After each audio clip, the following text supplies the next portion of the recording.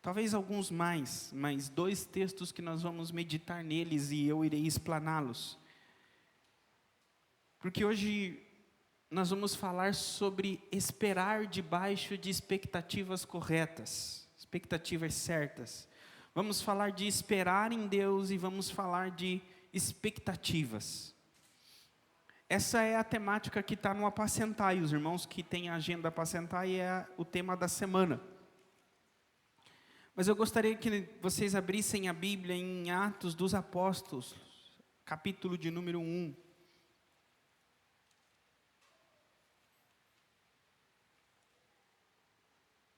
Atos dos Apóstolos, capítulo de número 1, Atos 1.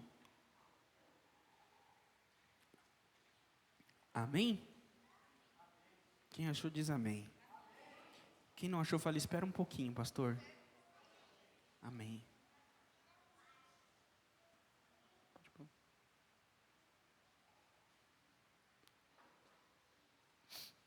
Amém? Versículo de número 4. Atos dos Apóstolos, capítulo 1, versículo de número 4. Diz assim: E comendo com eles, determinou-lhes que não se ausentassem de Jerusalém, mas que esperassem a promessa do Pai. A minha Almeida Revista Atualizada. Determinou-lhes que não se ausentassem de Jerusalém, mas que esperassem a promessa vinda do Pai. Jesus então diz aos discípulos que não se ausentem, não deixem Jerusalém, mas que esperem a promessa do Pai. A promessa do Pai. Não estou dizendo, propositalmente eu não estou falando a promessa de Deus, mas sim a promessa do Pai. Esse texto está num contexto em que Jesus foi morto, ele veio para Jerusalém, e em Jerusalém ele entregou a vida dele, ele foi crucificado e morto em Jerusalém. E Jesus disse, enquanto estava vivo: fira o pastor, que as ovelhas irão se espalhar. Ferindo o pastor, as ovelhas ficarão instáveis, fragilizadas. E isso que aconteceu. Eles prenderam Jesus, mataram Jesus, e a Bíblia diz que os discípulos de Jesus se dispersaram, todos eles. Mas Jesus veio até eles novamente. Ele veio até eles e falou para eles se reunirem em Jerusalém. Ele voltou, ele ressuscitou e falou: olha, esperem em Jerusalém, até que do alto vocês sejam revestidos de poder. Esperem em Jerusalém até que se cumpra a promessa do Pai. Só que essa promessa de Jesus, a promessa para não deixar Jerusalém, é uma promessa que faz muito sentido ou vem de encontro com a nossa vida. Primeiro, o que era Jerusalém? O que representava Jerusalém para os discípulos? Jerusalém não era um lugar confortável. Jerusalém não era um lugar em que os discípulos eram bem-vindos. E Jesus disse: esperem em não se ausentem de Jerusalém. Jerusalém tirou tudo dos discípulos. Jerusalém tirou Jesus deles. Jesus era o provedor deles. Jerusalém tirou a provisão dos discípulos. Jerusalém tirou a paz dos discípulos, porque agora eles tinham medo de Jerusalém. A Bíblia diz que eles não saíam do quarto, eles ficavam em um quarto fechado. Então Jerusalém era um local inseguro, Jerusalém era um local que tirou a provisão deles. Jerusalém não era um local onde os discípulos esperariam Jesus tranquilos. Mas Jesus disse: não deixem Jerusalém.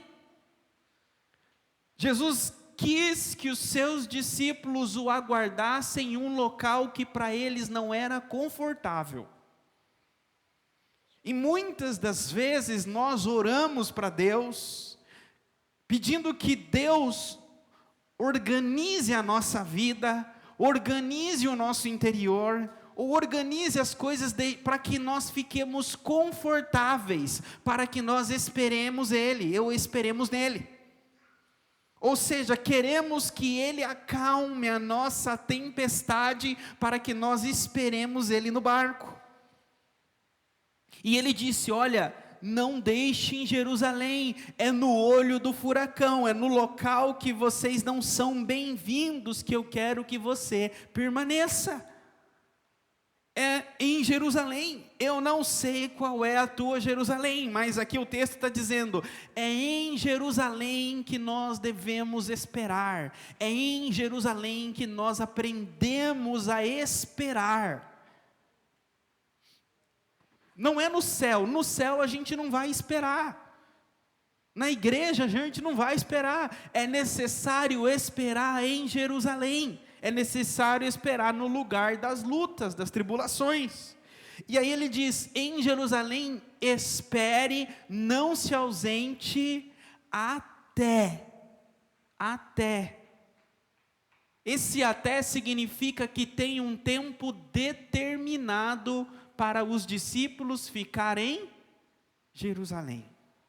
Ou seja, Deus está dizendo, a tua permanência em Jerusalém não é para sempre. A gente acredita e fala assim, Senhor, quando vai acabar a minha luta? Senhor, quando vai acabar esse sofrimento? Senhor, quando vai acabar essa perseguição? E o Senhor diz, o teu tempo em Jerusalém está determinado. Não é para sempre. Vai ter um tempo, vai ter um dia em que você irá deixar Jerusalém. Esse dia vai chegar. Ou seja, devemos esperar até o tempo determinado por Deus. Segundo, ele diz, até a promessa. O tempo determinado por Deus é o tempo da promessa, do cumprimento da promessa. Então todos nós devemos ter em mente, trazer à memória, enquanto estamos na nossa Jerusalém, a promessa de Deus.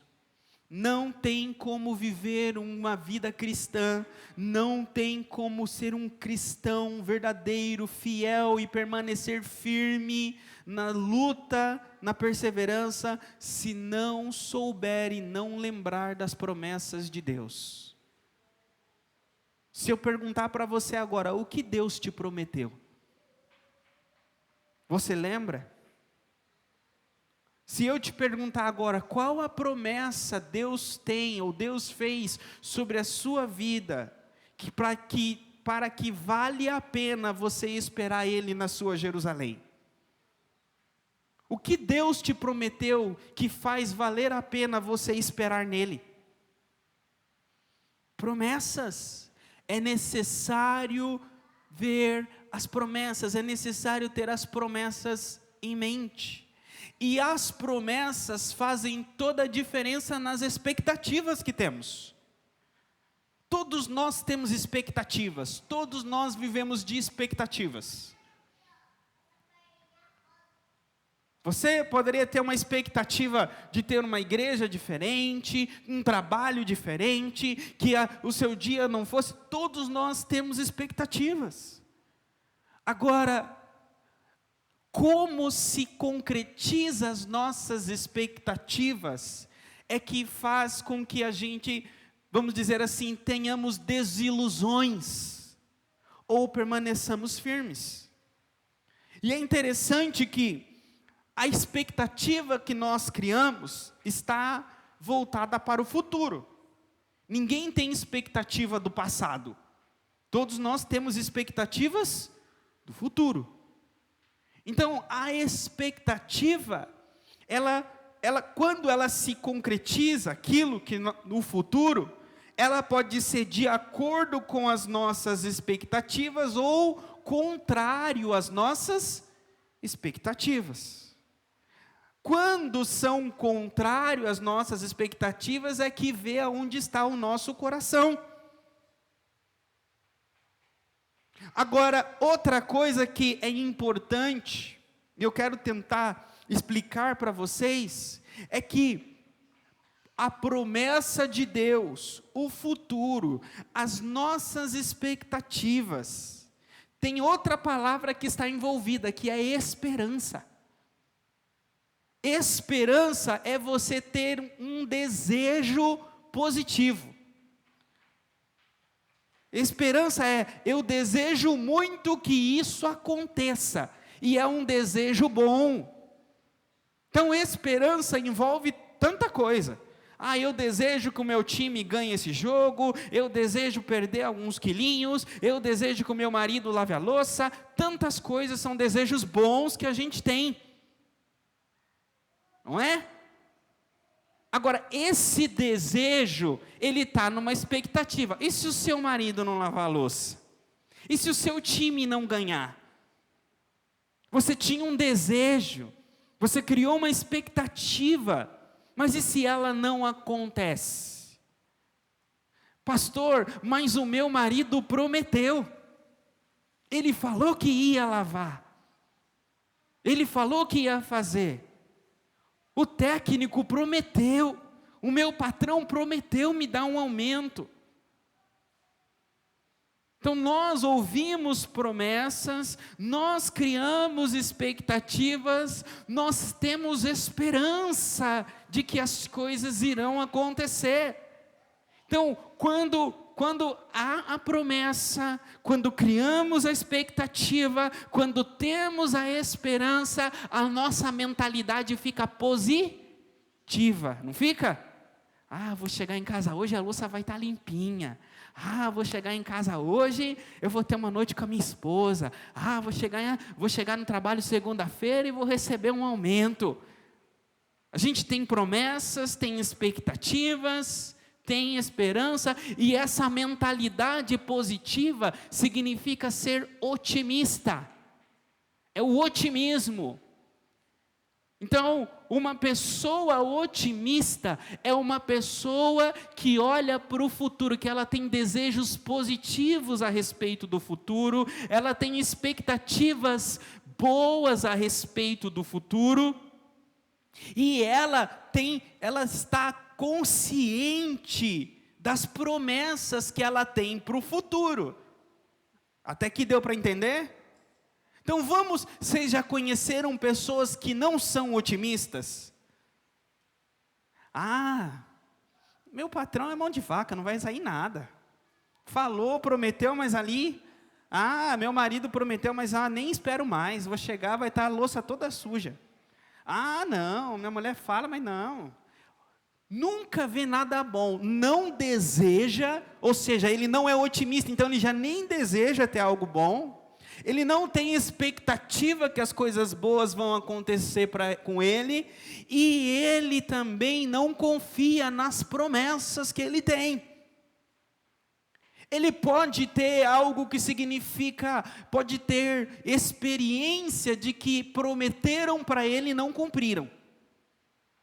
O patrão prometeu e não cumpriu, a esposa prometeu, o marido prometeu, teve promessas e não cumpriram as promessas. Então, como não cumpriram as promessas nem a primeira, nem a segunda, nem a terceira vez, eu já nem crio expectativas mais. Eu já nem desejo mais. Por quê?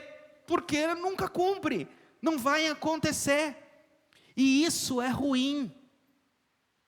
Porque uma pessoa que não tem desejo positivo para o futuro, uma pessoa que não tem expectativas positivas para o futuro, uma pessoa que não confia, não acredita mais em promessas para o futuro, ela vive uma vida presente infeliz. Primeiro, se ela não confia em promessas, ela já não tem ela não confia no que as pessoas prometem para ela, falam para ela. O que ela faz? Ela faz ela mesma. Não, meu marido falou, mas já até lavei em casa, já até fiz. Pessoas que não confiam em promessas das outras pessoas, elas fazem elas mesmas, porque elas não esperam mais, ela não tem expectativa que o outro faça, então ela faz ela mesma. E isso envolve várias áreas, irmãos, tudo: trabalho, família, tudo, casamento. Então, por que, pastor, o senhor está falando de quem não espera, quem não confia nas promessas faz ela mesmo? Porque quem não confia nas promessas não espera. Quem não confia nas promessas não tem paciência de aguardar. Ele não tem expectativa de que algo vai acontecer e ele faz ele mesmo. Então não consegue. Eu estou tentando aqui, meio que desenhar para vocês, por que você não espera. Talvez você chegou aqui hoje sabendo que você é impaciente, mas você não sabe por quê. Você chegou aqui sabendo que, pastor, eu sou aquela pessoa que já vai e faz, eu sou aquela pessoa que não espero em ninguém, porque eu perdi a esperança, a confiança que alguém vai fazer, eu vou lá e faço. Eu não espero. Então eu estou te ensinando aqui hoje, da onde vem isso em você? Aí, o texto está dizendo que é para esperar em Deus. Esperar em Deus. Aí esse texto que fala para esperar em Deus, ele escancara para nós a nossa justificativa. Qual que é a nossa justificativa? Pastor, eu vou e faço, porque se eu esperar dele, se eu esperar dela, se eu esperar do outro, nunca vai ter. Então eu vou e eu faço, eu não espero. Já me prometeu e não fez. Ele já me prometeu e não fez, ela me prometeu e não fez, me prometeram e não fizeram. Então eu vou e faço. Aí fala assim, é por isso que eu não espero, é por isso que eu vou e faço. Aí eu te pergunto, Deus te prometeu alguma vez? Sim. E Deus alguma vez deixou de cumprir aquilo que Ele te prometeu? Não. E por que você não espera em Deus, você vai e faz? Será então que o teu problema é que você não confia nas promessas dos outros, ou tem que ser quando você quer? Ou tem que ser do jeito que você quer e na hora que você quer? Quem não espera, quem não aguarda, não é porque não confia no outro, não é porque o outro não faz, é porque quer que ser imediatista. Nós temos dificuldade de esperar porque somos imediatistas. Se eu falei, já era para ter feito antes de eu falar. Porque sabe do que eu quero, sabe do que eu gosto, ainda tem que esperar eu falar, tem que esperar eu pedir. Isso é síndrome de imediatismo. E aí Deus nos dá um balde de água fria, que com Deus não faz barganha. Deus não é um Deus que sabe aquele pai que o filho grita mais alto, ele dá tudo o que o filho pede? Sabe aquele pai que quando o filho tranca a respiração e fica roxo rolando, ele fala, toma, toma, toma tudo que você quer? Deus não é assim com a gente chora, a gente esperneia, a gente fala, Senhor, eu não vou mais para a tua igreja, Senhor, eu não vou mais fazer isso, eu não vou fazer mais aquilo, e Deus fala, não vou te dar o que você quer, não é agora. Com Deus é no tempo de Deus. Tem exceções, e a exceção, sabe qual que é? É Deus fala assim, eu te dou o que você está pedindo, mas você vai colher o resultado. Aí Deus nos disciplina, dando aquilo que a gente quer. Não é bom. quando Deus nos dá aquilo que não é bom para nós, de tanto a gente insistir, pode ter certeza que as coisas não vão acabar bem. Então o texto é: esperar em Deus e não ser imediatista. Eu entendo vocês no contexto, entendo vocês porque eu estou junto com vocês, no contexto de Atos, porque quem está com a mão no fogo e está queimando, é imediatista de tirar a mão do fogo, sim ou não? É automático, nós temos um dispositivo que a dor nos faz mover rapidinho. Então é a mesma coisa, se nós estamos em uma situação de perseguição, de luta, de dor em Jerusalém, a gente vai fazer tudo que tiver ao nosso alcance para fugir de Jerusalém. Que ninguém quer ficar no lugar de dor, ninguém quer ficar no lugar de angústia, ninguém quer ficar num lugar de luta, de dificuldade. O problema é que Deus está falando: eu quero você aí. Essa é a questão. Aí está falando assim: mas pastor, então Deus é um Deus que gosta do meu sofrimento? Deus é um Deus que me quer ver sofrer? Não. Porque o sofrimento e a dor de Jerusalém não é igual ao sofrimento e a dor do fogo. Por quê? Porque todos nós, se colocarmos a mão no fogo, vai sentir dor, correto? A não ser que alguém tenha aquela doença que é imune à dor. Mas todos nós, se colocarmos a mão no fogo, vai sentir dor. Mas a tua Jerusalém não é a mesma Jerusalém para o seu irmão. Aquilo que te incomoda, aquilo que te traz dor, aquilo que é a tua perseguição, não é incômodo, dor e perseguição para o seu irmão do lado. Então o teu fogo não queima o seu irmão, e o fogo dele não te queima. Então, se o teu fogo não queima ele, por que não ser igual ele na tua Jerusalém? Se o teu fogo não queima o irmão do seu lado, por que não ser como ele? O que a Bíblia está tentando nos ensinar? Que nós queremos fugir de situações que Deus coloca para nos transformar, para exercer a nossa fé, para exercer a nossa esperança, a nossa paciência, para alinhar as nossas expectativas. Agora eu quero que vocês vão comigo para Isaías capítulo 64. Esse texto é uma pérola das Escrituras, é uma pérola das caixinhas de promessa. Todo mundo que tem caixinha de promessa quer tirar esse texto. Pega a caixinha de promessa e fala assim: por favor, que venha Isaías 64:4. Mas pastor, o que é Isaías? O que tem Isaías 64:4? Vamos lá. Isaías 64:4 diz assim: porque desde a antiguidade não se ouviu, nem com ouvidos se percebeu, nem com olhos se viu, Deus além de ti, que trabalha para aquele que nele espera. Esse texto, e eu confesso para vocês, eu falei assim: Senhor, eu acho que eu nunca preguei nesse texto, hoje vai ser a primeira vez. E eu sou feliz de poder gastar algumas horas lendo, meditando nesse texto para compartilhar com vocês. Esse texto, Isaías está fazendo uma oração. Isaías, ele está num contexto que muitos de nós estamos.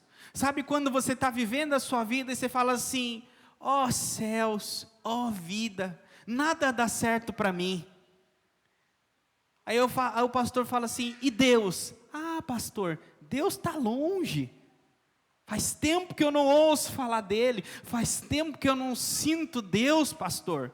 Eu oro, parece que é um latão de bronze, um teto de bronze no meu quarto, não passa do teto. Eu não vejo Deus, não sinto Deus falar comigo, não vejo Deus se movendo na minha vida, no meu dia a dia. Eu sinto, pastor, que Deus não está cuidando de mim. Eu sinto, pastor, como se Deus não me amasse mais. Eu sinto, pastor, abandonado, sozinho, triste, acabado. Era assim que estava Isaías. Que o povo estava indo escravo e nada estava dando certo em Jerusalém. Nada dava certo em Jerusalém.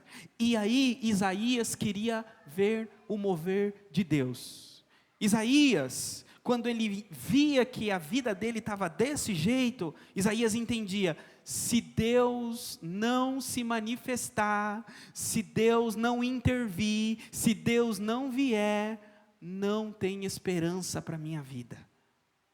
E aí ele começa Isaías aí 64, versículo 1, dizendo o seguinte: se os céus fendesse, e se os montes tremessem na tua presença. Ele está dizendo assim: olha, bem que o céu poderia se abrir, e Deus descer do céu, e quando Ele descesse, os montes poderiam tremer, as montanhas derretessem, e os meus inimigos vissem que Deus é na minha vida.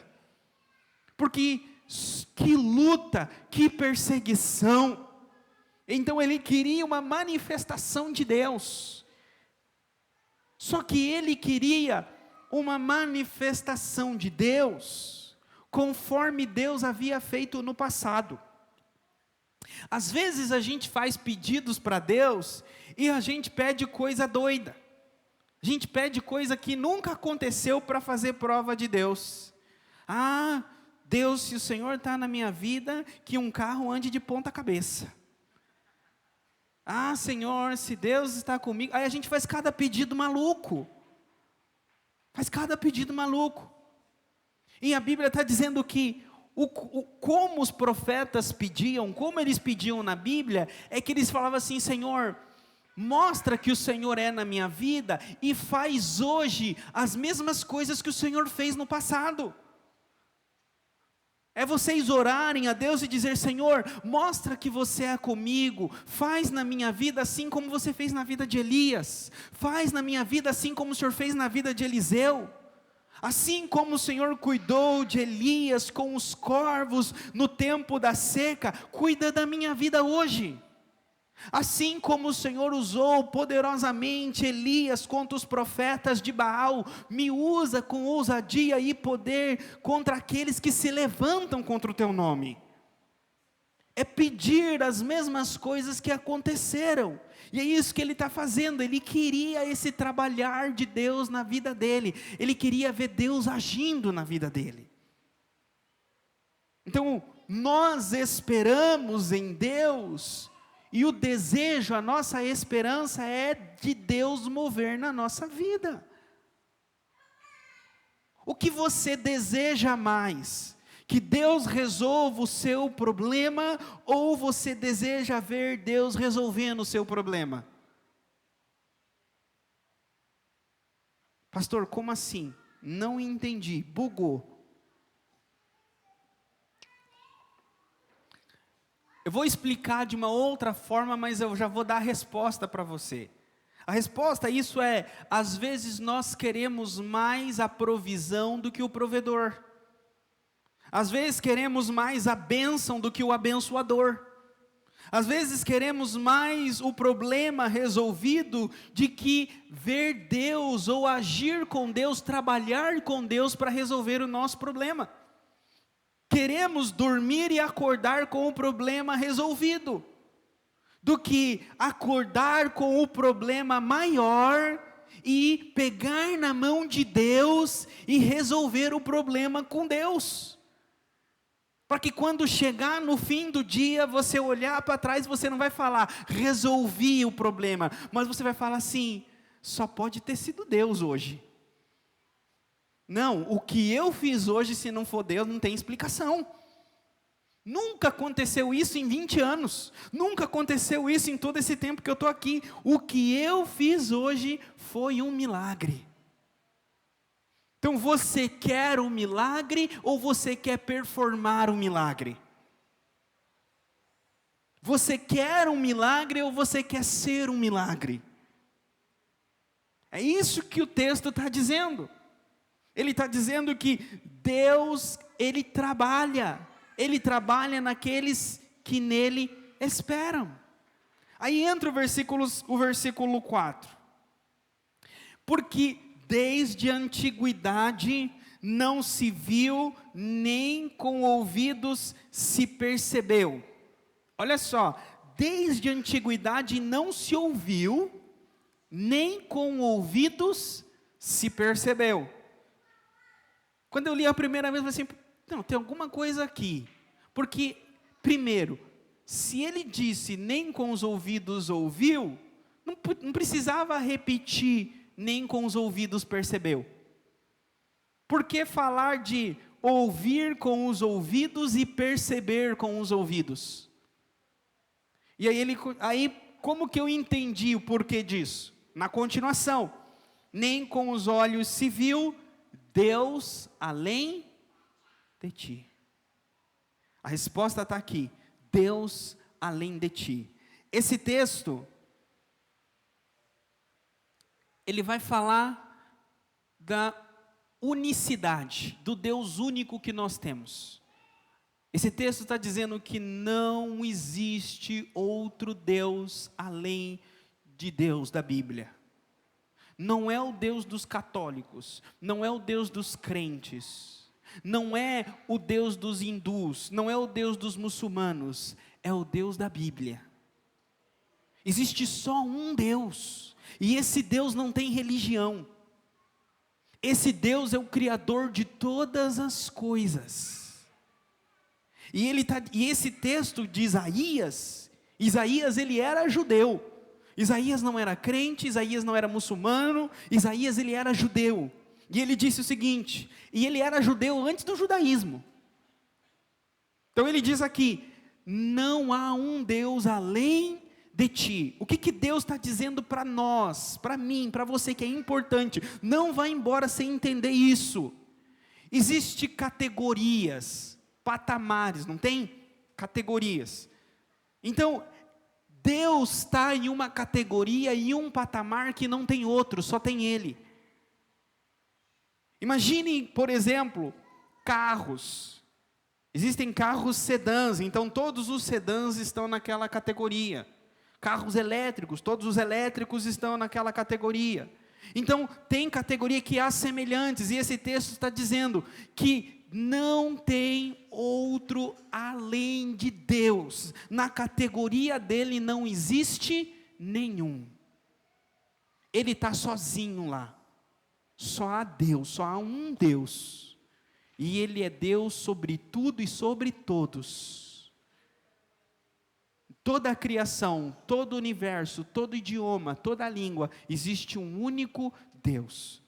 É balela que diz que todos os caminhos levam a Deus. Não é todos os caminhos que levam a Deus, só tem um caminho. Se só tem um Deus, só tem um caminho. E esse caminho que leva a Deus não é construído por homens. Esse caminho que leva a Deus foi construído por esse próprio Deus. E o caminho que leva a Deus não é construído da terra para o céu, como a Torre de Babel. Esse caminho que leva a Deus é construído do céu para a terra. Esse caminho é Jesus. Ele disse, eu sou o caminho, eu sou a verdade e eu sou a vida. Porque às vezes, irmãos, a gente se prende àquilo que a gente aprendeu. Porque nós temos várias tradições religiosas. Tem irmãos que vieram da Assembleia, tem irmãos que vieram da Batista, tem irmãos que vieram de tradições mais conservadoras, outras mais liberais. E a gente tende a se relacionar com Deus da forma que a gente aprendeu, da forma que o nosso pastor ensinou. E eu quero que vocês se relacionem com Deus como Ele quer, como a Bíblia fala, como Deus deseja, não é como eu ensino. No sentido de que eu ensino de um jeito, dar o Brasil para Cristo. Não. Então esse texto está dizendo, Deus fala, olha, só tem um Deus, não há Deus além de ti. E qual é a importância disso? Porque esse Deus, que não tem outro além dele, é um Deus que vai te fazer uma promessa. É esse Deus que vai te fazer uma promessa e pedir que você espere na promessa dele. Então é importante saber que não tem um Deus além dele, que essa promessa que ele vai fazer é uma promessa poderosa. Então esse texto está dizendo o quê? Não tem outro Deus além de ti. Só que aí ele usa, por quê? Eu vou abrir aqui um parênteses para explicar para vocês uma coisa interessante. Lembra que eu falei para vocês de expectativas? Que nós olhamos para o futuro e nós temos expectativas? As nossas expectativas podem ser verdadeiras ou falsas. Agora, o que leva uma expectativa a ser verdadeira e ser falsa? É o quão ela é construída, o quão ela é embasada na realidade. Se nós embasamos as nossas expectativas fora da realidade, essa expectativa não vai atender à realidade. Então é necessário termos expectativas que condizam com a realidade. Agora, como nós observamos, como nós olhamos a realidade para construir as nossas expectativas? Primeiro, informações. Nós temos informações e construímos as expectativas naquilo que nós nos informamos, não é? Segundo, probabilidades. Nós calculamos as probabilidades. Então, expectativa não é fé. Na verdade, fé cega. Expectativa é fé bíblica. Que a fé verdadeira não é uma fé no nada. Então, expectativa tem que está enraizada em algo. Então é necessário ser realista nas expectativas que nós temos. Pastor, e o que isso de expectativa realista tem a ver com esse texto? Porque esse texto está dizendo o seguinte: devemos ter uma expectativa nesse Deus que está além de tudo, baseado em informações. Qual é a informação? Ouvido nenhum ouviu, ouvimos informações. Depois ele diz, ouvido nenhum percebeu, percepção empírica, é perceber. E aí outra coisa é com os olhos nenhum viu. Então a expectativa aqui, nesse Deus, está baseada naquilo que nós ouvimos, naquilo que nós vemos, naquilo que nós percebemos. E esse texto está dizendo, tudo que já foi visto, tudo que já foi ouvido, tudo que já foi sentido, nada se compara ao Deus da Bíblia. Então, esse Deus é único, esse Deus é perfeito. E aí ele termina dizendo, esse Deus, né, nada percebeu com os olhos, nenhum se viu, Deus, além de ti, que trabalha para aquele que nele espera. Irmãos, eu não vou ter tempo, mas aqui dava uma outra pregação. Quem aqui serve a Deus? Amém. Agora deixa eu falar para vocês. Deus, não somos nós que servimos a Deus. É Deus que nos serve. Esse texto está dizendo que Deus, Ele é o único Deus que trabalha para aquele que nele, ou seja, se Ele é o único Deus que trabalha, e Ele é o Deus verdadeiro, significa que todos os outros deuses e deuses falsos não trabalham para aqueles que nele esperam. Pelo contrário, aqueles que neles esperam que trabalham para os seus deuses. Essa é a diferença da verdadeira religião e das falsas religiões. Essa é a diferença da Bíblia, da verdade e da mentira do mundo. Porque esse texto está dizendo que Deus trabalha para nós, não somos nós que trabalhamos para Ele. Pastor, eu não estou entendendo. Como assim Deus trabalha para aquele que neles espera? Olha um texto que complementa esse. Isaías 46.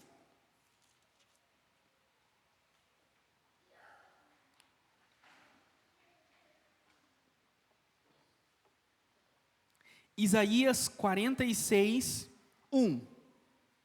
Diz assim: Bel se curva, Nebo se abaixa.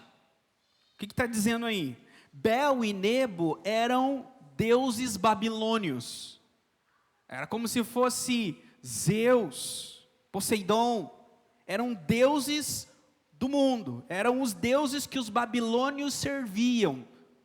Então, olha só o que Deus está falando através do profeta Isaías dos deuses. Bel se curva, Nebo se abaixa. Os ídolos são postos sobre animais, sobre as bestas, as cargas que costumáveis levar.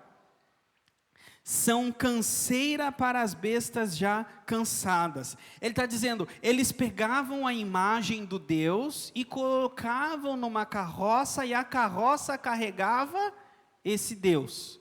Ele está dizendo, olha, está vendo? Nebo e Bel, eles são carregados, eles são levados de um lugar para o outro, por animais. E ele diz, esses deuses juntamente se abaixam e se encurvam, não podem salvar a carga, eles mesmos entram em cativeiro. Ele está dizendo o seguinte, se um outro exército vier e roubar esses deuses não vão fazer nada, eles vão ser levados. Então, aonde está o seu Deus? Ele está dizendo, Nebo, está lá, uma imagem. E uma imagem que Isaías fala que o homem comprou com dinheiro. Como assim? Ele fala assim, olha, o homem trabalha, adquire ouro, leva o ouro ao ourives e fala assim, faça o meu Deus. Aí você fala assim, nossa pastor, tão atrasado, né? Pegava o salário, o ouro e dizia, faça um Deus para mim. Ó irmão, não vou falar, mas hoje a gente faz igual. A gente pega o nosso salário e gasta com o nosso Deus. Aonde vai a maior parte do teu salário? Aonde vai a maior parte do seu dinheiro? Quando você olha assim, não sobrou nada. E aí você vai ver aonde foi. Às vezes, aonde foi o seu dinheiro, é o seu Deus, é o seu ídolo. Você fez uma imagem para você. Você está servindo ele. E aí ele diz aqui, esses deuses eram assim. Aí ele fala assim, olha a diferença, versículo 3. Ouve-me, ó casa de Jacó, e todo o restante da casa de Israel, vós, a quem desde o nascimento carrego. Olha só, a mesma palavra, eles carregam os deuses deles. Eu carrego vocês desde o nascimento. A gente carrega Deus ou Deus nos carrega? A gente que trabalha para Ele ou Ele que trabalha para nós? A gente que serve Ele ou Ele que nos serve? É Ele que nos serve. Porque se Ele não nos servir, a gente não consegue servir Ele. Como que a gente vai servir a Deus, se a Bíblia diz que nele existimos, nele nos movemos, nele respiramos, o dom que nós temos para servir a Ele, Ele nos deu, a saúde que nós temos para vir, Ele nos deu, o carro que viemos a Ele, tudo que temos e usamos para servir a Deus, foi Deus quem nos deu. Então não tem como servir a Deus, se Ele não nos servir. O que a Bíblia diz de Jesus? Ele não veio para ser, mas veio para, e deu a sua vida. Então, Jesus é o exemplo divino. Ele não veio para ser servido, mas veio para servir. Por quê? Por que Deus quer servir? Por que Deus não quer ser servido? Porque Deus é mais glorificado quando Ele nos serve, de quando a gente serve Ele. Todos os outros deuses querem a glória dos servos.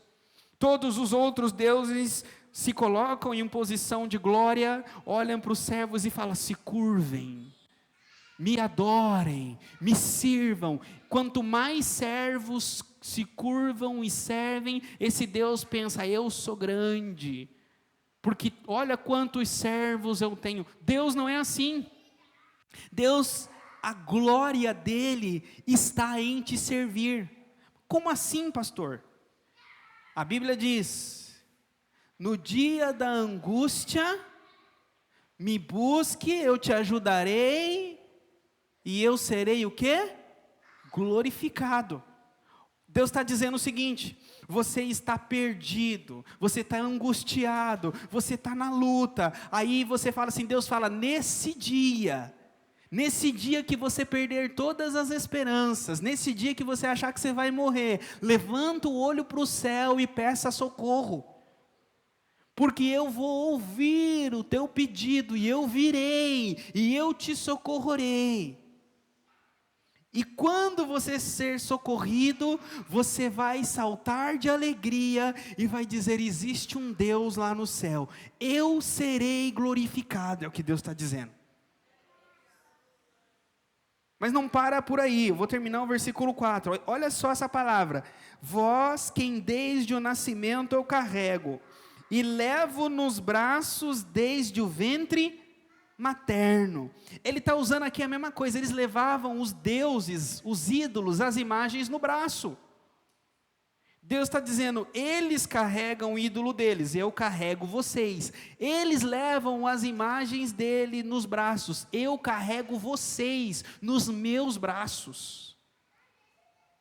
Nos meus braços. E aí ele está dizendo o seguinte, versículo 4: até a vossa velhice eu serei o mesmo, e ainda até as cãs eu vos carregarei. Já os tenho feito, levar-vos-ei, pois vos carregar-vos-ei e vos salvarei. Ele fala aí até o final: desde o teu nascimento até a tua velhice, até você morrer, eu vou te carregar, eu vou cuidar de você e eu vou te salvar. Glória a Deus. Agora vem a palavra esperar. Se Deus prometeu carregar-nos nos braços, se Deus prometeu cuidar de nós como um pai, até o fim da nossa vida, por que não esperar? Por que não aguardar? Por que ser imediatista? Deus está dizendo: espera e confia. Espera e confia. Confia, espera o tempo de Deus, não é no nosso tempo. Gostaria de já chamar o Ministério de Louvor para fazer a oração com vocês. Esse texto está dizendo que pessoas que não conseguem esperar, pessoas ansiosas, pessoas que não estão otimistas, ou seja, pastor, as coisas não estão bem para mim, o meu futuro não está bem, as coisas não vão dar certo para mim, eu não tenho otimismo para com a minha vida. Estou tão ansioso, estou tão ansiosa, não tenho paz, não descanso. Deus quer curar a sua alma. Você precisa de cura interior. Você precisa que Deus toque no seu espírito. Sabe o que a Bíblia fala? Esse mundo jaz no maligno. E Jesus disse que nesse mundo nós teríamos aflições. Então, ter a alma curada não é ter uma vida sem aflição, não é ter uma vida sem luta, sem perseguição. O que a Bíblia ensina de ter uma alma curada é ter um jugo que não é pesado. Jesus disse: vinde a mim, vós que estáis cansados e sobrecarregados. É você que diz assim: eu não aguento mais. Por que você não aguenta mais? Pastor, porque está pesado. Está pesado levar esse fardo. Está pesado levar. A minha alma está desfalecendo. Eu não tenho paz. Sabe o que Jesus está dizendo? Vinde a mim. Abra mão. Deposite o seu fardo na cruz. Depositar o fardo na cruz significa: mas Senhor, se eu colocar o meu fardo ali, o que vai ser da minha vida? Quem vai cuidar disso para mim? Jesus está dizendo: confia. Você está até hoje carregando esse fardo, porque você acredita que você vai resolver o seu problema, que você acredita que no muito trabalhar, que no muito se esforçar, que no muito realizar, você vai alcançar. E sabe o que você viu até agora? É que quanto mais você tentou, quanto mais você trabalhou, quanto mais você esforçou, mais o fardo aumentou sobre você, mais pesado ficou e mais longe ficou. E a palavra é: você que está cansado e sobrecarregado, vinde a mim. Vinde a mim. Pode ser que você é batizado, pode ser que você não é batizado, pode ser que você está há anos na igreja, mas você está há anos carregando um fardo que Jesus está dizendo: já deu. Eu acredito que hoje pode ser o último dia que você vai levar esse fardo. Eu acredito que Deus pode fender os céus e com a mão te dar um alívio que você nunca sentiu, te dar uma paz que você nunca sentiu, que você vai dizer assim: pastor, a partir daquele dia a minha vida foi outra. O problema continuou, pastor, mas eu mudei. A dificuldade continuou, pastor, mas eu andei. Eu não me prostrei, eu não me arrastei, eu levantei, eu não olhei para trás, eu andei para frente. E deixei os problemas para trás com Jesus. Ande. Deixe que o Senhor arranque essa bola de ferro que você carrega. Deixe que Ele te cure. Deixe que Ele te transforme. E o convite dele é: tomai o meu jugo. Ele tem um jugo para você. Não vai ser fácil. Você vai deixar o seu e você vai carregar o dele. Só que ele diz: o meu jugo é leve, o meu fardo é suave. Carregar os problemas de Jesus é bem mais fácil que carregar os nossos. É por isso que se eu tivesse a oportunidade, se houvesse reencarnação, eu seria pastor todas as vezes. É muito mais fácil carregar o problema de vocês do que o meu, meus irmãos. Mas pastor, o tamanho do meu... Sabe por que é fácil para mim carregar o problema de vocês? Porque o problema de vocês é de Jesus. É tão fácil ser pastor e cuidar do problema dos outros, porque o problema da igreja, o problema é de Jesus. Eu falo: Jesus, a ovelha é tua. Foi você que me deu, o problema dela é o problema seu, me ajuda. E fica fácil. O problema, o jugo de Jesus, os problemas que Jesus nos dá, quando a gente segue Jesus, Ele vai dar um monte de problema para nós. Vai vir um jugo, vai vir um fardo, vai vir a perseguição, vai vir a luta, vai vir as angústias que a gente vai falar assim: poxa, quando eu não era crente, quando eu não estava com Jesus, não era assim a minha vida. Mas Ele está dizendo: olha, o meu jugo é fácil, o meu fardo é leve. Com o fardo de Jesus, as coisas estão pegando fogo, que a gente deita e dorme. Dorme. Agora, quando a gente quer carregar o nosso fardo, aí não tem noite, a noite fica longa.